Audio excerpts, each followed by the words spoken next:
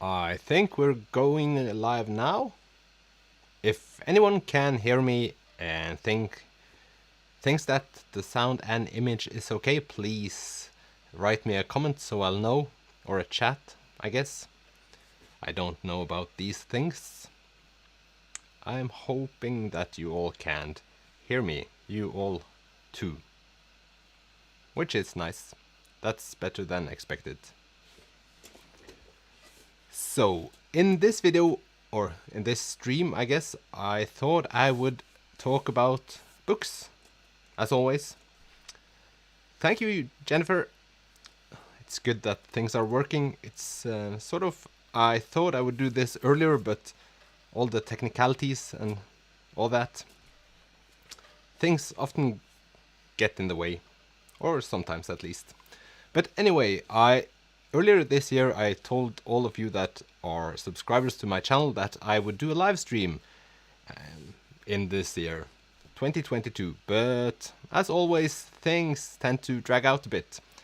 But now I'm finally here.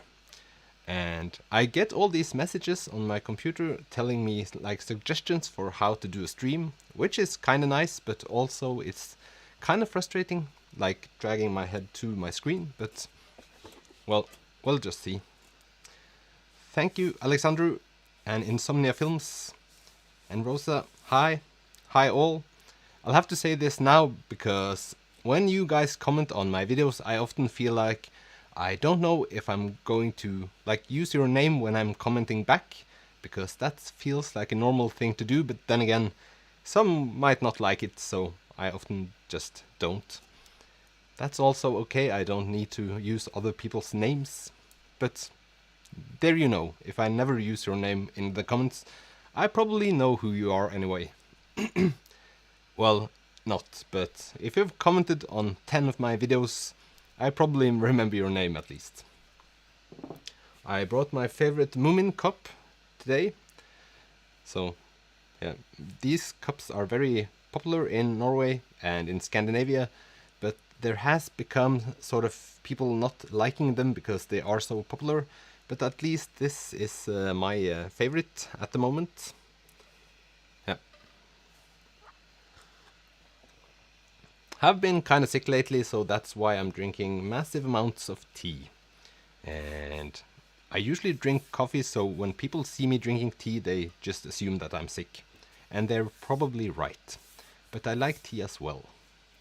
So a friend of me suggested that if I should do a live stream, I could talk about the books I've purchased lately. And that was kind of a good idea because I could talk about nothing for ages, but that isn't very interesting. Not that I think my own live streams are or should be interesting. We'll just see about that. But anyway, this season I've acquired a massive amount of books, sort of through relatives that I've gotten books from. So this time around, I think I counted that I have 143 books that I didn't include in my last book haul, but many of these I've gotten from relatives, and which is super nice, but I haven't purchased all of these. I'm not that insane. But anyway, I think maybe we'll just start this off by talking about some of these books.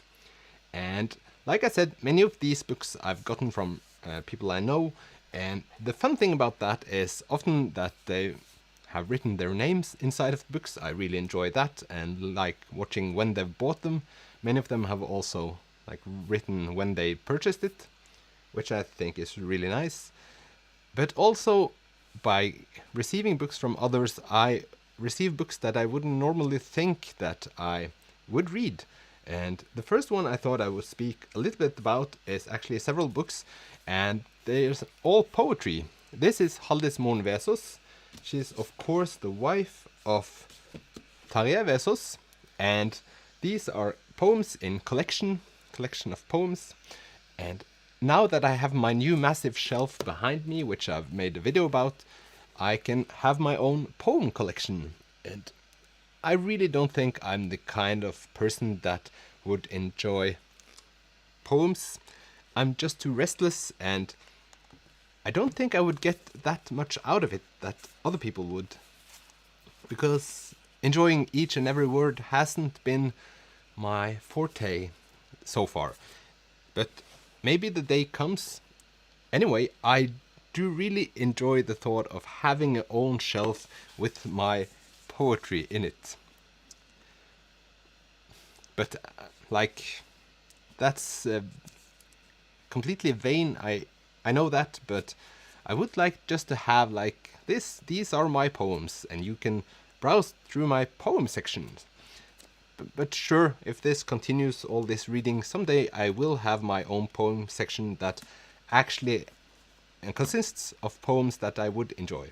As always, if you have suggestions for poems or anything poem related, if that's something, I'm sure I don't know all about poetry and the classifications of poetry, that I can guarantee, but at least if you have any, just comment below or chat. So the next ones are Olav H. Hauge, also collection of poems. So, and the last one also Haldis Mornvesos, a collection of poems. I'm just very glad I have poetry in my shelves now, because I'm pretentious, and all these are in Norwegian nynorsk, and that I really like. Yeah, I thought that was the first section. I see more people in the comments have sore throats and miss their coffees.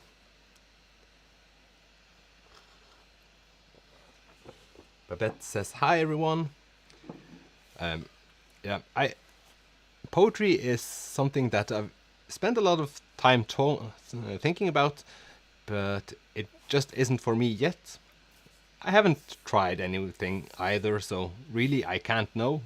Each time I'm thinking about maybe starting writing myself, because that's something you do when you have started reading books. Not that I think that I will write anything good, but I have quite the vivid imagination.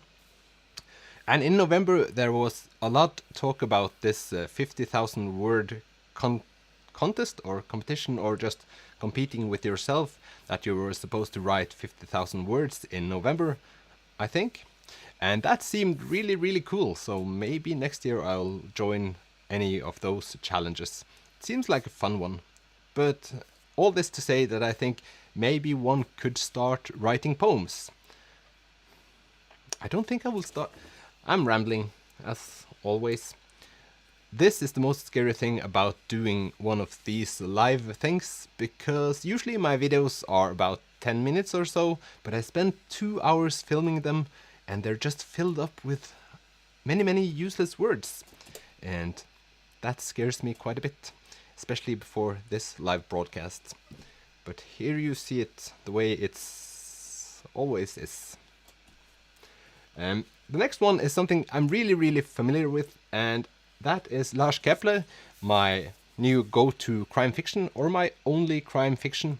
I've read some crime fiction books that I've chosen, but it's all a coincidence, because I never think about reading crime fiction, but suddenly many of the books I've read are sort of crime fiction, and that's very cool. But these are 2 Swedish authors, a couple that writes together, which I can't fathom is impossible at all, but they do. And I'm listening to these ones on audiobook, and I think that I'm only allowed to buy the next one I haven't heard on audiobook yet, because many of you might know that I like filling my shelves with books that I've already listened to on audiobooks. And so this is number 4. I've listened to 3 now, but I've sort of been stuck in one specific audiobook world lately, and that you all might know, or most of you. If there are any new ones out there, welcome to this live stream. But it's, of course, Karl Ove Knausgård. Karl Ove Knausgård has been filling every minute of my spare time lately. I just finished book number 5, which is a book that I absolutely loved. And I actually thought about making a video earlier this year that was supposed to be named Why I Never Want to Read Karl Ove Knausgård, which I now find hilarious and stupid, and I feel a little bit ashamed at the same time that I understand my feelings around the subject, because this guy is a controversial figure in the Norwegian public, and he writes about famous people he knows, he writes about his family, and he doesn't hold back. But the thing that saves him is that he doesn't hold back on his own thoughts about himself either. So I think that's how I see through my fingers with his books. At least this is the 6th one, and I have 1, 2, 3, and 4. So now I'm just lacking the 5th one. So I'm intensely looking for the 5th book in this series, so I will complete the series. Currently listening to this one now, the last one, and I think it's about 48 hours of listening. And like the narrator isn't that quick, so it's not a like light read in any sense of the word, but it's still exciting. And I do find myself thinking that now that I've gone through 5 bricks of this character named Karl Ove Knausgård, I'm feeling like I've spent a significant time of my life, portion of my life, listening to this guy, and it makes me feel that he's a part of me now, in a way bigger sense than any of the other books, and I don't really know how to feel about it. Especially, I feel that I know too much about his sexuality, and yeah, that's one of the main topics. So this is one of the books I'm very happy I found, just because I lacked it. But I still have 42 hours left of this one, so hopefully I will finish it in December, and I don't want to have my struggle series going with me into the next year. So I'm struggling to follow the comments while I'm talking, but you will excuse me.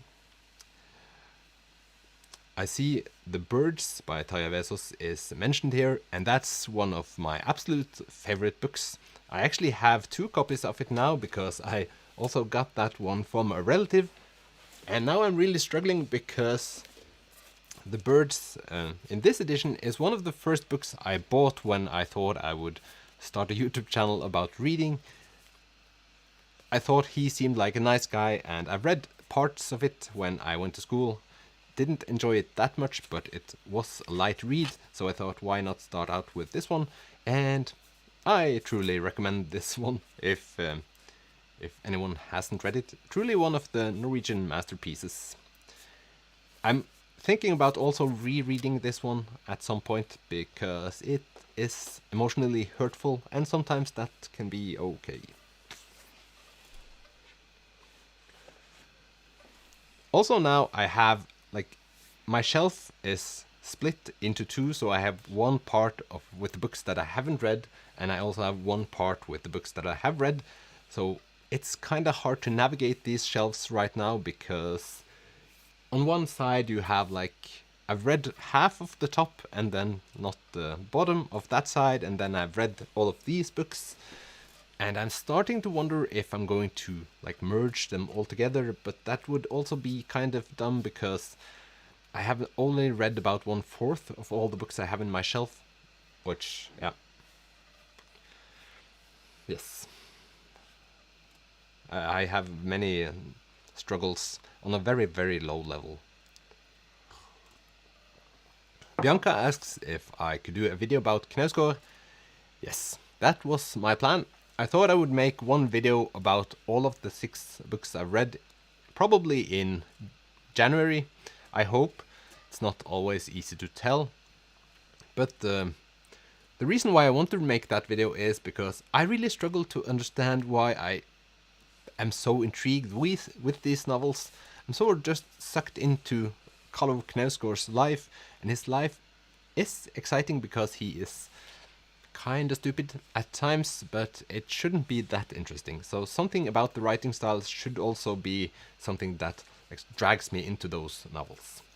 But anyway, that video will happen at some point.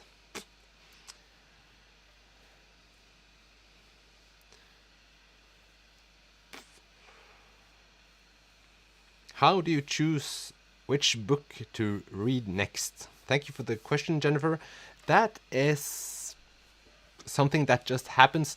I often tend to think about which books I should read, and that's usually in the periods where I have my worst reading times, because I sort of feel like I have split my reading head into categories like books I probably will like, books that are popular on TikTok or Bookstagram.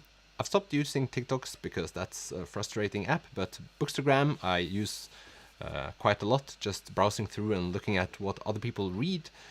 And Bookstagram books often tend to be enjoyable and often tend to be lightly read or more lightly read than other books, and so I think those are like more safe bets than other ones I have in my shelf. Then I have the Scandinavian classics, and then I have my classic classics. My classic classics are the ones that I think I will least like to read, but at the same time I think I want to be reading them at some point.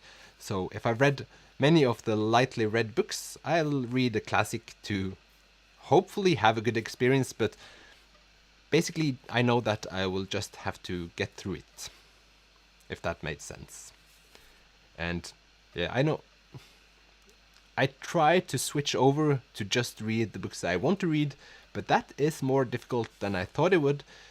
Mainly because I have like lists of books I want to get through, not just my TBR, but I want to feel that I'm sort of getting to a new place, a new happy reading place where I read new things. And I really want to spend my time getting more enlightened.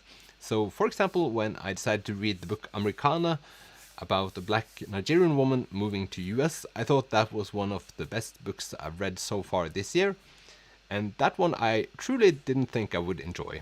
And those are the books that I carry with me the most, maybe, if that is the right expression. They mean the most because they were unexpected good reads, I guess. And while we're on the topic, this month I'm sort of struggling because I've started working again. That means that I have less time to read books, because being on parental leave certainly has been an opportunity to read more books.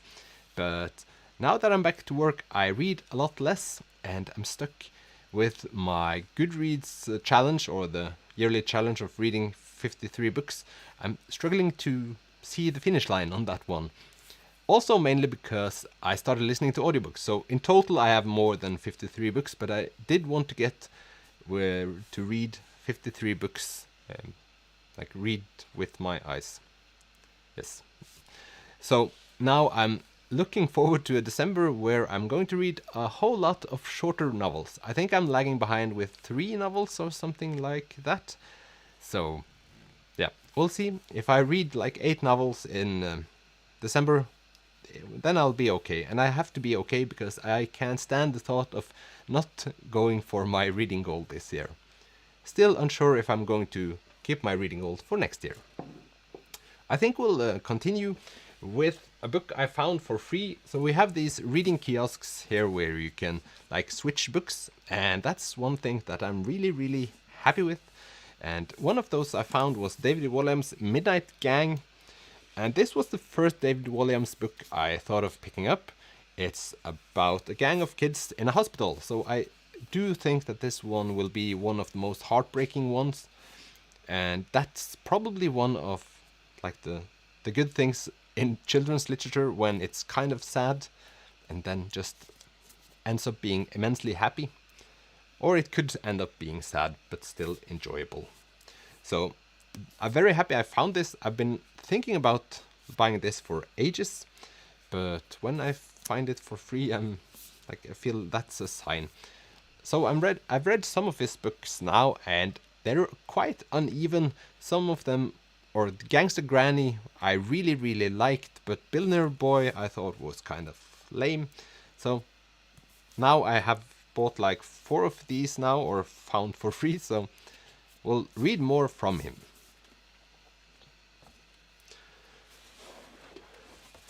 Reading plan for 2023 I do not have. I'm still considering if I should have a reading plan for 2023 at all. I've been thinking about that since the middle of the year.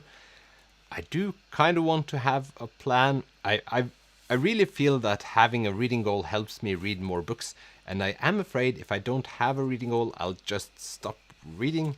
But at the same time, maybe I'll read more of the books I should be reading for myself if I do not have that reading goal. I had the goal of reading 5 big books this year, and that one I was really happy about, because I do not, how to say this, I do not think I would have read those same books if I didn't have that reading goal. So that's probably a good idea.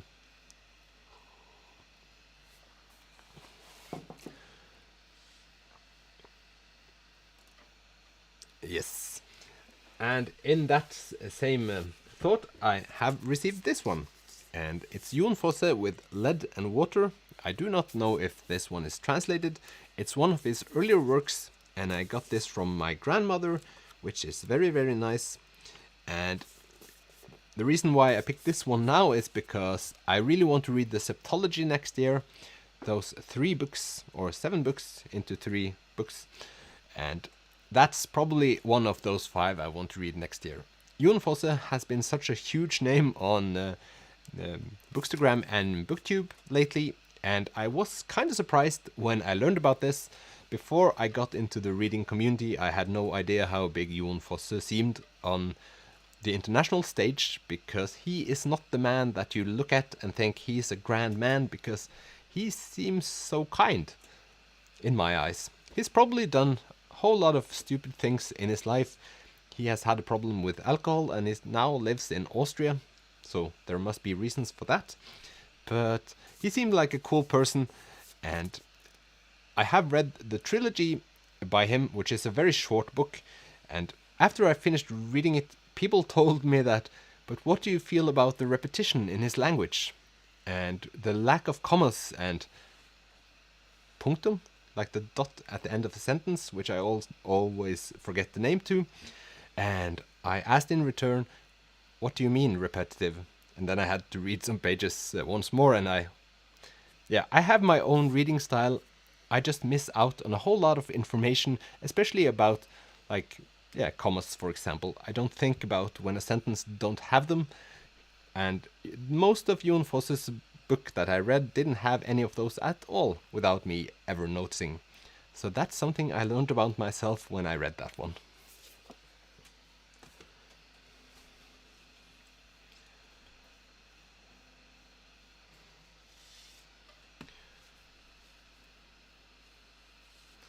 Babette writes that audiobooks count too, and I agree now. This has been an ambivalent year for me and my audiobooks.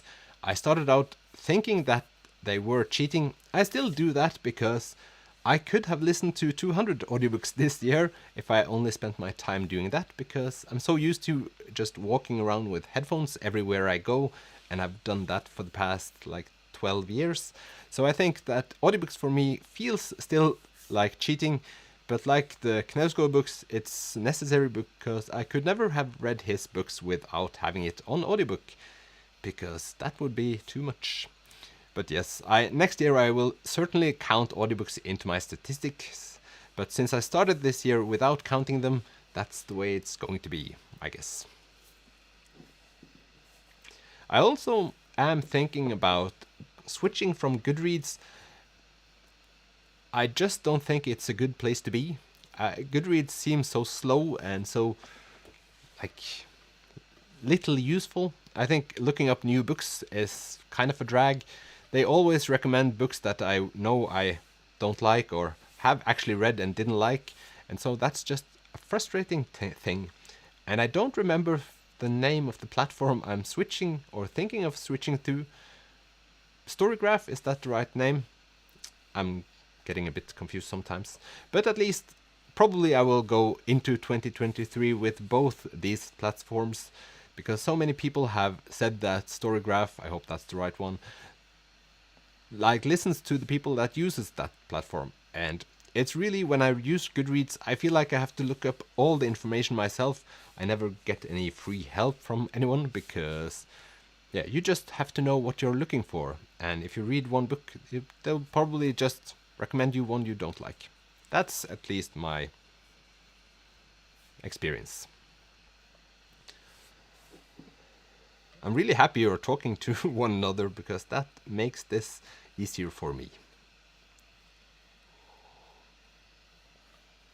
Yes. Jennifer likes Storygraph.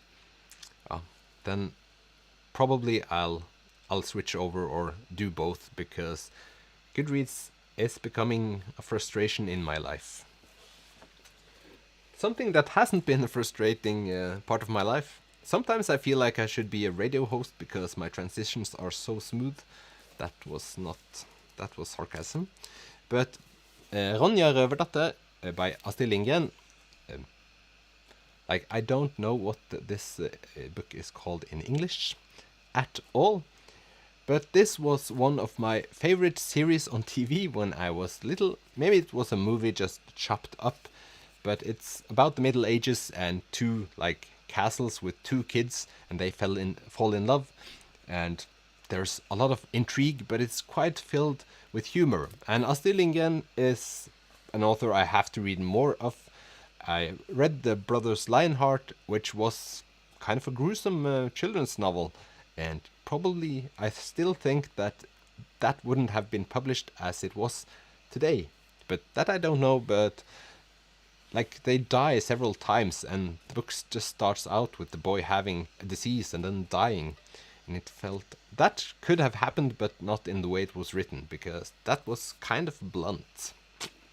So this one just falls into the shelf besides all the other Astrid Lindgren novels. Also, this has a dedication to Eric. Congratulations with being 9 years old. Love from Jon, which is really nice. One of my favorite things about thrift shopping, just finding books that have all these memories in them. And then I feel kind of sad because he didn't want to keep his book. But I won't judge. I can't really judge. I haven't had many books from my childhood brought with me to my later life, so who am I to say something about that? But that was that one.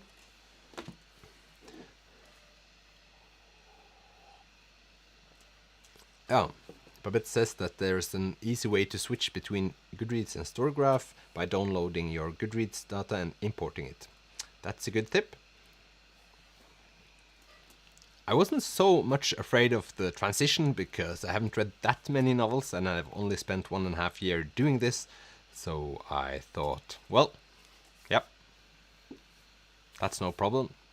And Rosa says that audiobooks equals reading, and that's an interesting thing because that one I've sort of struggled with in my own head for quite some time, since I made that audiobooks video and I found out that I'm an idiot. Firstly, I didn't care about people using audiobooks because it's easier, and if you get information easier, then that's all good. But the term reading I have thought about just with your eyes in a book, and then I started looking these things up on Twitter and people like discussing this like academics, and I felt kind of enlightened. Not that I'm going to try to take that conversation into this forum right now, because that I won't handle, but I now view audiobooks as reading as well. And I feel like I've now become one of those people that I reacted to when I first started thinking about this topic. So I'm quite pleased with myself, if I'm allowed to say that.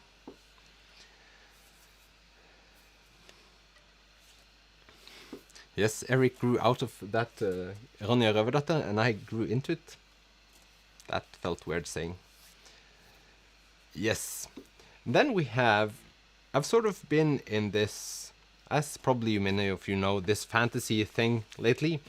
And at a flea market, I got one of my biggest shocks till this date, thrifting, and that's because I found like 10, I think, of Brandon Sanderson's novels in English at a Norwegian flea market, which just surprised me quite a bit. And Brandon Sanderson surely is one of the biggest names in fantasy, and many people I talk to talk about him as being like a bit boring, but he has the ability to just write 5 big novels in a year, and well, that's an achievement in its own. But anyway, a fun thing about these novels, this is the Way of Kings series, or I do not remember if the series, the Stormlight Archives is the name of the series, and this is book number 1. I thought about reading this as the first high fantasy novel that I was supposed to read, but I chickened out because it's too big. And if I now finish the Mistborn series by the same author that I'm currently reading, probably sometime I will read this once. Maybe not next year, but maybe in 2024 or something like that. I do want to discover more fantasy authors, because that world has something to offer that I can't get anywhere else. And the fun thing about this is I'm always good at planning my thrifting and my going to flea markets, as you probably might have guessed. And when I found these ones, this other woman came 1 minute afterwards and picked up all the fantasy books I hadn't bought so far that day. And that stressed me out quite a bit because she looked very intense. And then the day afterwards, I also went to a flea market and went straight to the English fantasy section, because those books are the ones that goes the first, if that sounded right. But those are the most popular. And this woman showed up, and she actually pushed me a bit, because I've picked up more of the Brandon Sanderson's novels that she wanted. So she took the rest, which is kind of fun. Norwegians aren't known as being intense or being close to each other at all. We usually stand 10 meters apart when we're at the bus stop. So a person pushing me, not that much, but a little bit, was kind of interesting. I did want to talk to her afterwards. I thought maybe I'll strike up a conversation around Brandon Sanderson and see what she thinks. But I didn't, as a Norwegian shouldn't. It just seems way, way wrong. I now have to refill my teacup. Just give me a moment.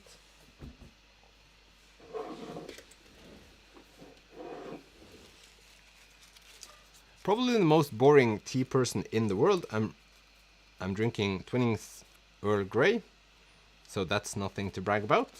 But something I can brag about is that I brought my thermos. Then again, I felt very Norwegian when I did that. It's just, yeah. But it feels more cozy when I bring my thermos. Not that I've done this before, but now, well, we'll just see.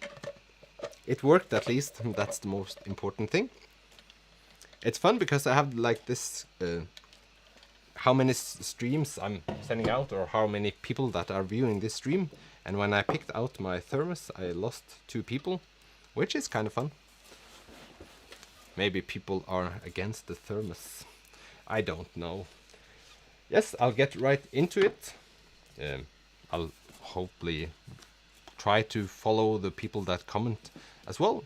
People who are visually impaired and use audiobooks to read would say they're never read. You know the story and all the words, only I find it harder to concentrate and stay focused with audiobooks. Yep, good point.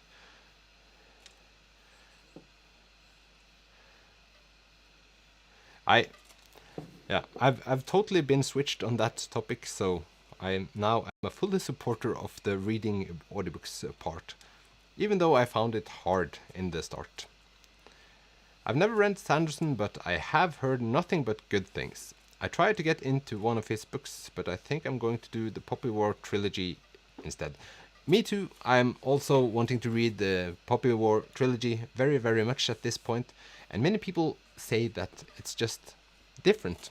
I talked about this in a recent video as well.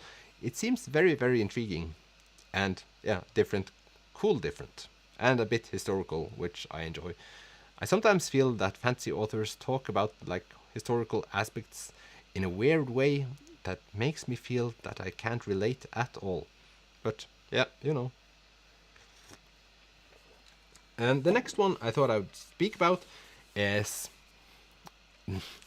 this is kind of it's not awkward, but I do buy all of my books thrifted, or I receive them by friends or something along those lines. So it's very seldom that I go to a store and just buy one book I really want to read.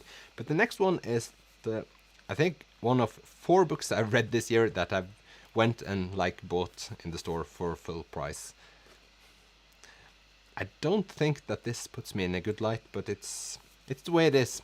And that's Moon Over So, a part of the Rivers of London series by Ben Aronovich. And I just liked the vibe in the first Rivers of London novel. That also felt like the author really liked the history of London, and it has this cool way of speaking about things that are real and in the story, but then again just thrown in some magical aspects. And it's weird that I like it, because I never liked magical realism, but I like the urban fantasy thing where everything's normal, everything, everything. London is London, just that the rivers can speak and fall in love and behave in weird ways. And then you have police officers just tracing people of not human nature. And that's all very, very fun. But as I said, very, very surprised that I like it. And I do not know the difference between this and magical realism, but I've talked about in not recent videos, the opposite of recent, older videos, that Gabriel Marquez's books I have not enjoyed at all, and I have stopped reading them. Maybe because they were confusing, but nevertheless, I just sort of think that magical realism isn't something I would enjoy, but this one is.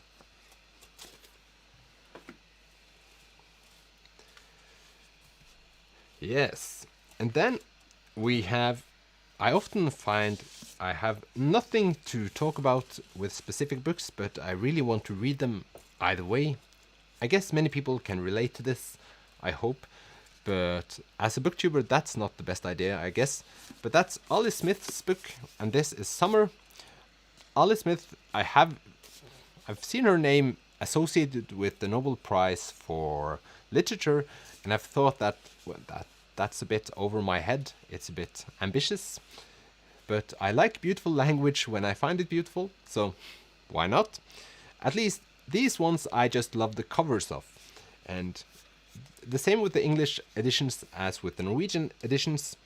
This is the Summer one, and well, that cover art I truly, truly just love. Still don't know what these books are about, but I'm sure that I'm going to read them at some point. Is that completely insane? I feel kinda insane when I think about it, and maybe this is the reason why I read more books than I should that I don't absolutely love, but at least my horizons are widened and broadened and yeah, all that.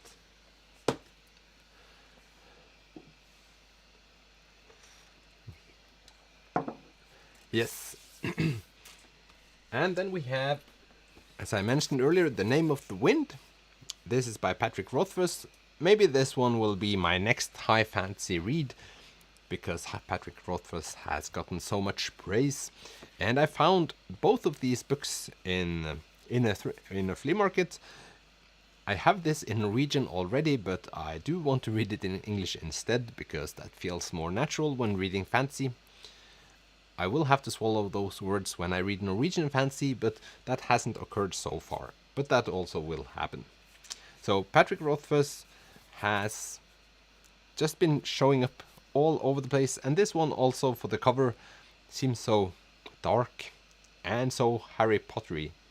I did also buy the Harry Potter first novel, because at some point I will read Harry Potter. I really enjoyed the movies. It's hard being 33 years old if you never have seen Harry Potter. That will just be unusual, I would say.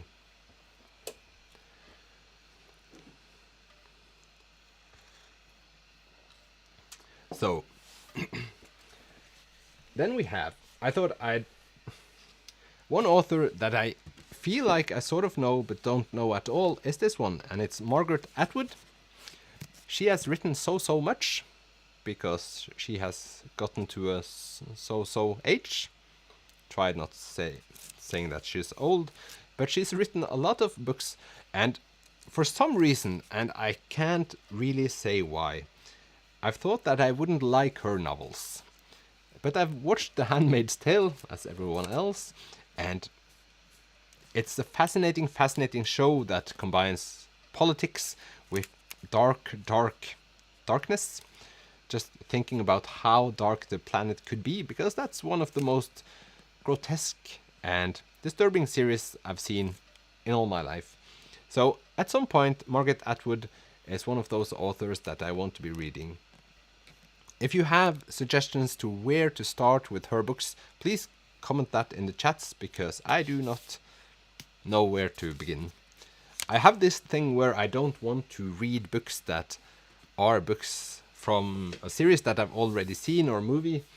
So nowadays, when it occurs to me that movies I haven't seen has actually been books earlier, I sort of tend to just wait a moment, because I don't want to spoil the book. So now I'm in this situation that I want to be reading the book first and then watch the movie afterwards. So not that I have that much time to watch movies, but that's on my mind constantly. Also funny how many novels that have become films. I knew this from before, I just didn't know that it was so big, because every big novel becomes a movie at some point. And many of them become bad movies. And probably that's the reason why you don't hear about them, because the movies are bad and they don't get publicity. But yeah, that's one of the things I found.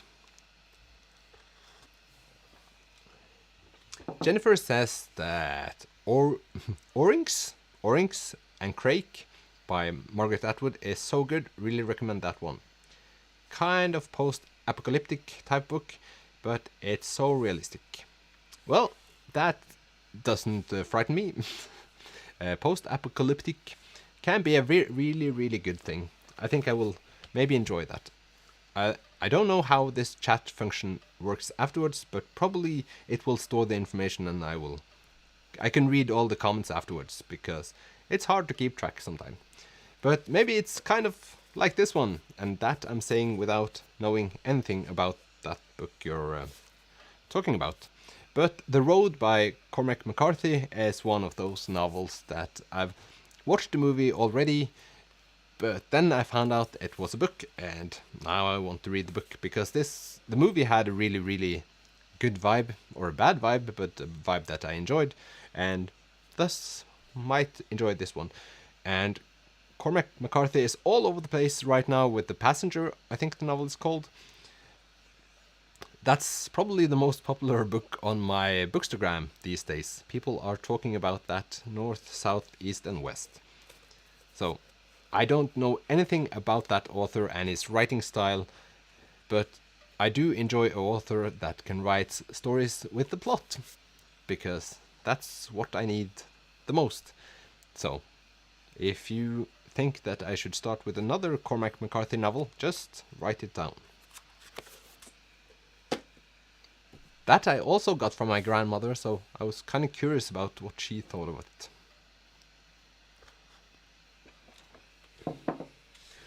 And next year, if I'm getting... I struggle to find the right audiobooks sometimes, because I'm more picky with my audiobooks than I am with my physical ones. Because my audiobooks, I need some books that I can just have in the background, and they can sort of just be there, and I can forget about them afterwards. Not especially, but I need books that haven't got a lot of names which I have to keep track of, and a complex language I can't deal with either.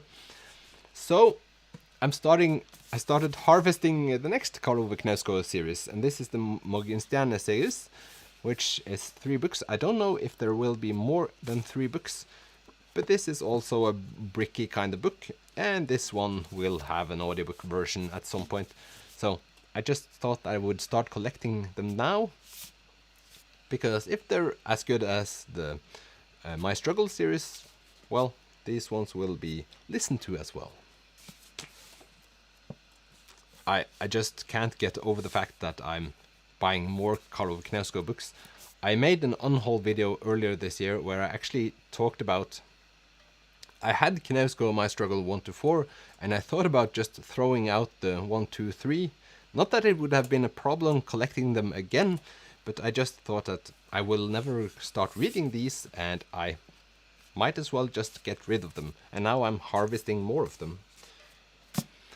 Life is unexpected sometimes. And a new book from an author that I also listened to on an audiobook this year, and it's Åsne Seierstad and To Søster. Earlier I read The Bookkeeper, the bookkeeper in, not the bookkeeper, but the guy that works in a bookstore, owns a bookstore in Kabul, and about his family. Stirred up quite a mess in Norway, talking about the subject of the Afghan war. But this is sort of the same. It's two sisters running away to fight for, and I can't keep track of this. But yeah, they're going to fight for the Islamic State, if that's the English version of that word. And I absolutely loved how the storytelling in the bookseller in Kabul was, and this is like the latest edition of the same topic by this author. Okay, so now I've been doing this for 46 minutes. I see that that's my talking limit, because I felt like it was going quite well until now. But now my English mouth is running out of control. Well, that didn't sound good at all. So that one, I think this will be a very good read. Probably one of my audiobooks reads as well. Trying to understand the Middle East and all the crises that are going on there will be impossible, but I feel a little bit more enlightened for each of the books I read about the topic, at least. I should have taken this like a moment ago when I talked about books that were popular on Instagram, because this one is as well. A Little Life by Hanya Yanagihara. You can probably just read the name yourself. You probably know who this author is also. Very, very popular with To Paradise at the moment. This is one of those books I do not think I will enjoy, but sort of I think will surprise me. That's also one of the categories in my mind when I'm shopping books. Books that I think I will not enjoy, but some part of me think that this could be a very, very good experience. And if it helps having a larger version or a shorter version of a book, not of a book, but a shorter book or a larger book when it comes to this topic, I have no clue. But if some of you, I think many times that some of you will be familiar with what books I might enjoy and not. So if you know which books I have enjoyed in the past, please comment below if you think that I will like this one. Settle it for me. Not that it went very well the last time I asked you to choose a book for me, because I have this vote and you said that I should read Virginia Woolf and Mrs. Dalloway. I will be talking about this one in my next wrap-up video, but this one I absolutely despised. And if I knew how this was written in advance, that wouldn't have surprised me at all. But now you know. But I still have faith in you. Maybe you'll pick a better book next time. Who knows? Let's see. Little Life, the Legend.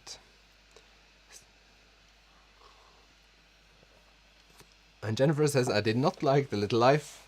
That was 1 star for me. Wow, 1 star. That's not much. Never-ending freaking torture. Yes.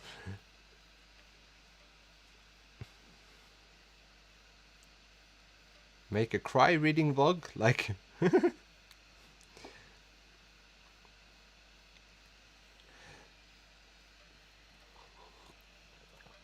Yeah, no conclusion yet, it seems, but we'll see.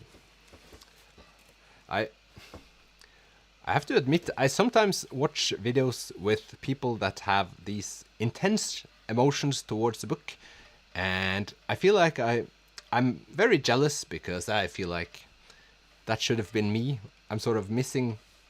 There has been so few books that have made me cry or brought so much like emotions out of me that I feel like we're going to have a connection for a lifetime. So I'm jealous. At the same time, I'm watching booktubers that like have these crying moments in front of a book, and I think, well, this is fake somehow. But that's probably just the cold Norwegian lifestyle, the cold, emotionless Norwegian lifestyle that brings out these feelings in me. But there, I've said it. Still looking for books that will make me cry, so suggest that as well. Then we have Linn Ullmann, De Urolige.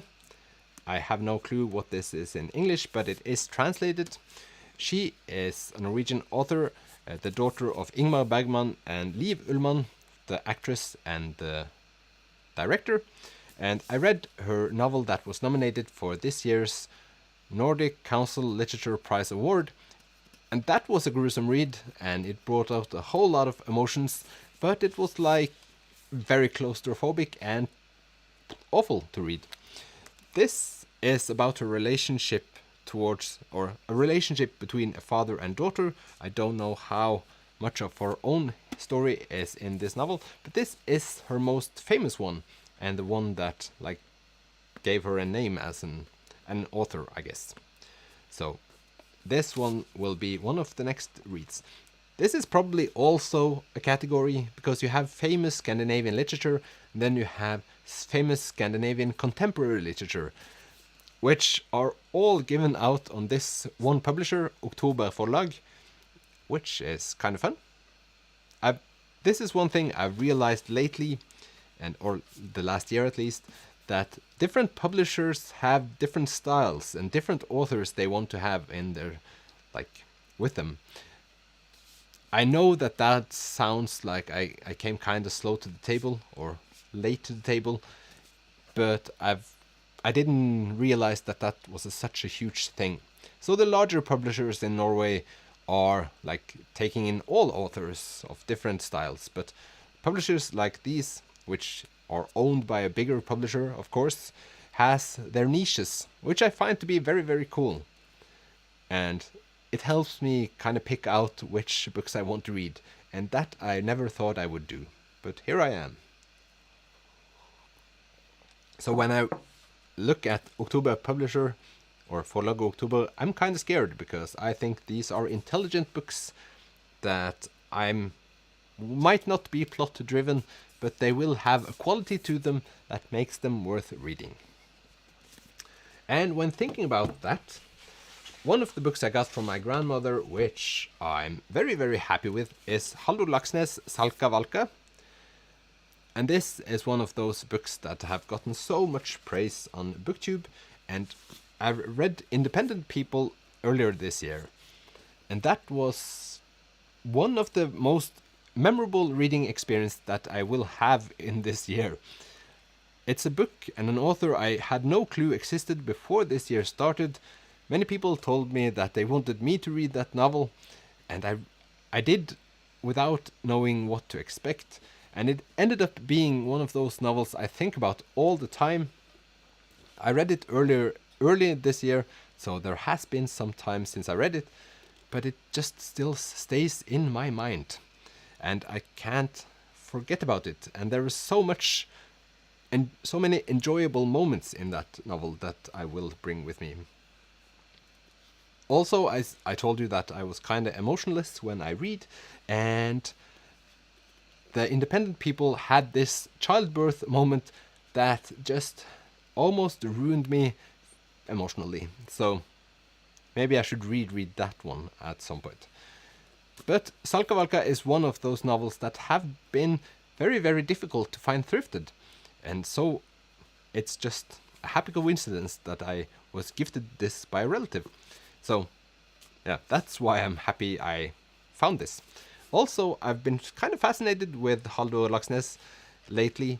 I've watched a lot of clips with him on the Norwegian broadcasting TV, where he has done a lot of interviews in the 60s, where he sits and smokes inside with this huge jacket and just is, let's just say he's a character. And he doesn't want to talk about politics, but the interviewer just, but can we talk about your relationship to communism? And he's like, no, thank you. And that's something I truly enjoy. Uncomfortable authors with very, very crazy views of the world sometimes. So, great. Yes, let's see if there's some comments. Yes, a very, very nice edition this. I really love the spine. I don't know if you can see this. There's a huge lag on my broadcast, so I'm like on the screen 30 seconds after you guys, so I don't know. But at least very, very cool.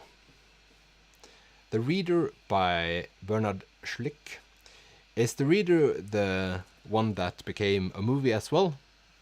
About Kate Winslet and her inability to read?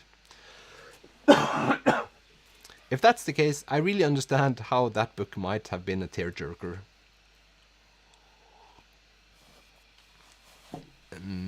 Yes. Also, you can give me input. A friend told me that it was quite usual, or many people have music in their live stream as a background music. And since I work with hearing impaired people in my daily life, I truly like my audio to be good and also do not to have any competition. But I do get that the silence might be not cumbersome, but yeah, something like that. I'm very glad I laid a bit of silence in between there. Yeah. Yes, it's a beautiful, beautiful movie, The Reader. I watched it several times. In that same era, we have Simon Stranger and The Lexica of Light and Darkness, one of the Norwegian novels that's also been all over the place, but this is about the Second World War, and it's a book that has been nominated to some awards and just been very, very popular. But the reason I picked it up was because it was popular, but I didn't know until today that it was a non-fiction. And that isn't the first time that has happened. So I do enjoy when that does happen, because it makes me think of a book as a non-fiction, now as a fiction, wanting to read it and then realize it was a non-fiction. It sort of makes it more impactful, maybe because I think that the book is more just surreal but real. Words. So that's one. And I know that this video is sort of becoming a video about Knausgård, and I regret that in one way, but in another way not. But anyway, one of the things I enjoy about reading Knausgård is that he is in the middle of a process where he wants to become an author, and he does all the things that is required to become an author. That includes reading books. So all the Knausgård books are filled with suggestions of books he wants to read for himself and what he sees as like the good quality literature and which books one must have read, and also that people should read more and authors should read more, because authors sucks at reading, if you should believe him. But August Strindberg is a classic Swedish author, and the book is called The Red Room, and this is it's written in 1879, and this is a controversial novel in Scandinavian literature, and it's sort of just like when I go to thrift stores, it's so easy just picking up all the books I've heard about, because then I think that one day I'll be wanting to read this, and I pick them up and put them in my shelf, and one day suddenly I read them. One of the things that provoke me the most is when people say they have a big TBR, and then they show you this IKEA cart with their TBR, and then there's like 10 books in it. And again, it's because I'm envious if I had a TBR of 10 books, my life would be simpler. But for each day that passes, probably 10 books is added to my list of books I want to read. And the struggle is quite real when I want to pick up books day to day. So, I think actually my inner dialogue told me that aim for an hour for your first live stream, and we've just passed an hour, which I'm really happy with. This wasn't as gruesome as I thought it would be. And is there anything more I thought I would say? I have actually for the first time in my life taken my iPad and used it as a visual aid for this live stream. This is useless information. Yes, I can say one thing before I close this one off, and that's that I've considered trying to spend time with my Kindle again. So my Kindle was abandoned earlier this year, but now since I've started traveling for work, I do enjoy the thought of having something light to bring with me. And the only thing that have stopped me from using my Kindle earlier is that I like to have the physical copy in my shelf, or like having the physical copy in my hand. But now that I read so much that I do, I think maybe the time has come to try out the Kindle again. And I have so many classic books on my Kindle that I downloaded for free from here and there when I bought it. So I just browsed through it the other day and thought, well, maybe the moment has come. So I'll keep you posted on that one. I'm kind of scared. Suddenly there's a video again where I talk about my newfound joy with my Kindle. But we'll just have to wait and see. But my reasons for not using the Kindle is by far my most popular video, probably because it has the word Kindle in it, which people tend to enjoy, or at least click on because they want to know if they should buy one or not. So there you have it. Thank you for your input with the audio. That really helps. Good to know that the audio is okay. No music. Well, we sort of agree then. If I ever decide to try music on one of these videos, you can spam me with hate mail in the chat section, so I'll just stop. But thank you so much for participating in this stream. You have no idea how much easier it is to stream a video when I have you in the comments, because if there hadn't been any people there, I would have thought that this was way more awkward than it is, which, well, it is kind of awkward. It's kind of weird just sitting here rambling by myself. But thank you so much for following along, and I hope you have a wonderful December. I hope the December is the December that you want. And we'll see one another in another live stream. And if you ever try music, I'll unsubscribe. That's noted. But thanks for you all. I'm going to stop talking now. Bye.